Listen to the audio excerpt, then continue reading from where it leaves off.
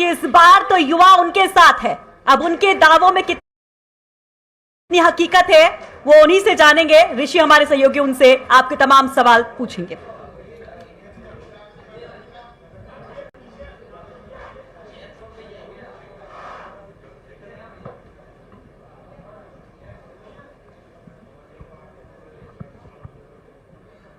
सभी लोगों से आग्रह होगा आप लोग बैठ जाएं चेयर्स पर, क्योंकि कैमरे पीछे लगे हुए हैं। आप जब खड़े होते हैं तो तस्वीरें आनी बंद हो जाती हैं। आपके ही नेता हैं, तस्वीरें अच्छी नहीं आएंगी तो, क्योंकि आजकल डिजिटल जमाना है तो तस्वीरें बड़ी साफ आनी चाहिए। नेताओं की तस्वीर साफ नहीं होती, वो कहते कुछ हैं और करते कुछ हैं। इसलिए आप भी नेता बन ही रहे हैं, इसलिए या बन गए राजनीति हैं? बदनाम होगी। चलिए तो शुरू करते हैं।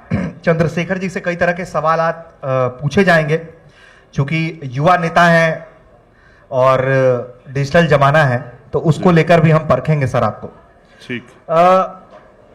कहा जाता है पहला चुनाव हारने, दूसरा हरवाने और तीसरा जीतने के लिए लड़ा जाता है।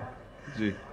मौजूदा स्थिति में हम देखें, चंद्रशेखर कौन सा चुनाव लड़ रहे हैं, कितनी सीटों पर लड़ रहे हैं, कितने पर दावेदारी है? ये लाइन मान्यवर काशीराम साहब की है कि पहला चुनाव हारने के लिए, दूसरा हराने के लिए और तीसरा जीतने के लिए। लेकिन मैं समझता हूं अब समय बदल गया है। आपने कहा ना डिजिटल हो गया है, तो अब पहला चुनाव जीता भी जा सकता है। तो हम जब अपने पहला चुनाव का अनुभव हमें उपचुनाव में हुआ, जब बुलंदशहर हम लड़े, तब हम वहां तीसरे नंबर पे रहे। समाजवादी और आरएलडी का गठबंधन हमसे पीछे था और कांग्रेस में हमसे पीछे थी। तो पिछले 5 साल में इतनी बुनियादें तो हमने अपनी जड़ें गहरी कर ली हैं उत्तर प्रदेश के अंदर कि हम अपना विधायक जिता सकते हैं। तो इलेक्शन अब शुरू होगा, पार्टी जो तय करेगी जितनी सीटों पे जहां जहां मजबूती से लड़ेगी, गठबंधन करेगी नहीं करेगी, उन सब पे काम करेंगे। तो अभी तो शुरू हुआ है, अभी चुनावी समर स्टार्ट होने वाला है। इसीलिए हमने बैठक भी की है कि चंद्रशेखर आए, बैठक में बताएं कि भाई प्लान क्या है आगे का। क्योंकि देखिए दलित वर्ग में आपकी एक बड़ी दावेदारी है, और हम जैसे चूंकि सब कोई आजकल डिजिटल पर है, अलग अलग तरह के रील्स आते हैं, वीडियोस छोटे छोटे, तो उसमें चंद्रशेखर का देखिए क्रेज तो दिखता है।